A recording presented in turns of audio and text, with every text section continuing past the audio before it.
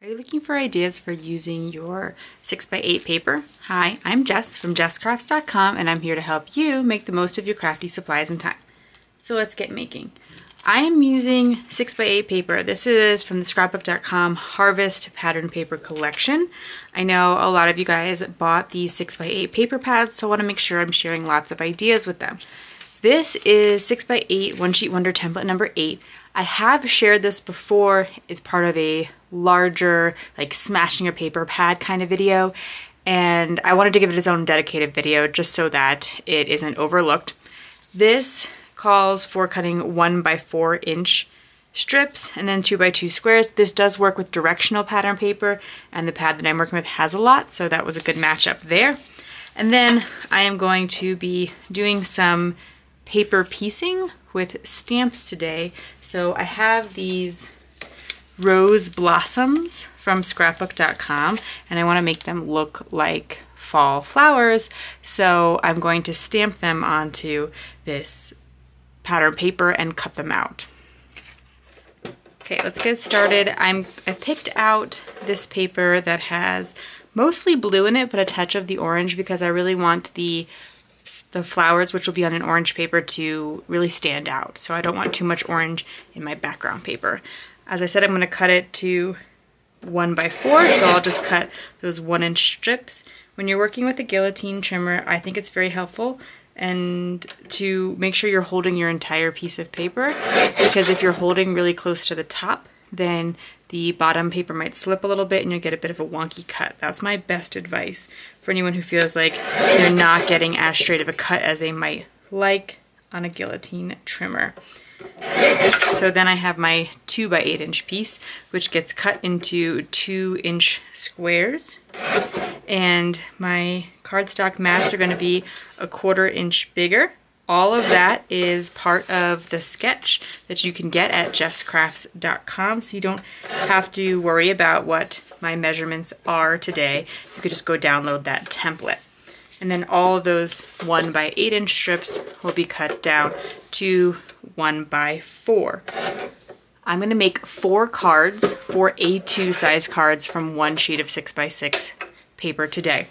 This particular pattern has, or sketch has, quite a bit of room in the background, so if you prefer to have it a bit more filled, an embossing folder is always a great idea to kind of take up some of that white space, or you could of course add some more paper if you like, but this allows you to do it with no scraps. This sketch is pretty efficient when you go to cut out your mats in terms of 8.5 by 11, because the 4-inch strips you can cut with no scraps. They're mats. So I'm going to start at the 11 and do 1.25 inch this way, because I find I get better cuts if I leave as much of the paper on my guillotine trimmer as possible. And so I would just keep measuring 1.25 from there, and then I can cut this in half and it will be 4.25, and I'll get the 2 pieces that I need perfectly. When you go to cut the 2.25 by 2.25 mats, it's a little bit less efficient, but there's many ways to use those scraps, like on more mats or on making your own foam tape, which I'll probably talk about later in this video. I'm going to choose to make the square focal point from the sketch be in the blue paper so that my orange flower will really pop off of it.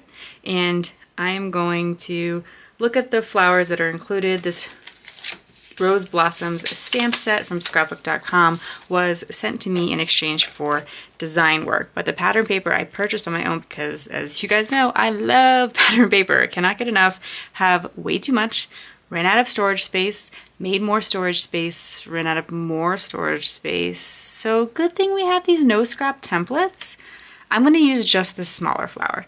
This bigger one could work and it could hang off the edge a little bit.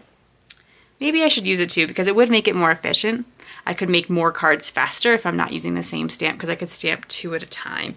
And it doesn't look like it's too big, and in fact it might help the card feel a little bit more filled. So let's go ahead and use both. And then I'm going to probably just put them in my MISTI so that I can get a nice clear impression, because they are brand new stamps, but it's good to condition them. So you could rub like a rubber eraser or a piece of leather, or just stamp it a few times to kind of get them conditioned. At first I thought I was only going to use the flowers and not the leaves, but I want to give it a try and see if I can make the leaves work, because I thought about adding some distress ink coloring to both the leaves and the flower for a little bit of extra depth. This is great for those who like the look of some color and some interest but don't want to do all the intense work. I really like Copic coloring, but I've never really got into Copic coloring flowers personally, and like I don't feel like I'm an expert in how they should look. I've got a lot more practice in like skin tones and that kind of thing, and I like to share that over on Instagram. So if you want to see a little bit more about Copic coloring, I tend to do it a little bit. I share a little bit more over on Instagram than I do here on YouTube. So I have Forest Moss Distress Ink to add a little bit of green to the leaves, and some carved pumpkin for the flower just to bring out the oranges a little bit more. And then I can fussy cut them out, and luckily they are the lines are pretty simple and overall pretty thick. Once I have everything prepared, I can start assembling the card. So as I said, it makes 4 cards with 1 sheet. So I think I wound up with double the flower, so I'll probably have to go in and just cut another sheet, because why not? Especially if I did all the embellishing work. That's for me what always takes more time. Cutting the paper is very quick. So if you like to make quick cards, taking these templates and then adding like stickers or something to it can really help you get through your stash quite quickly. And I definitely appreciated being able to find a technique that I didn't have to, you know, take the time to completely color all of these, but still get a really nice look. I want to prop up my center panel here, or my focal point.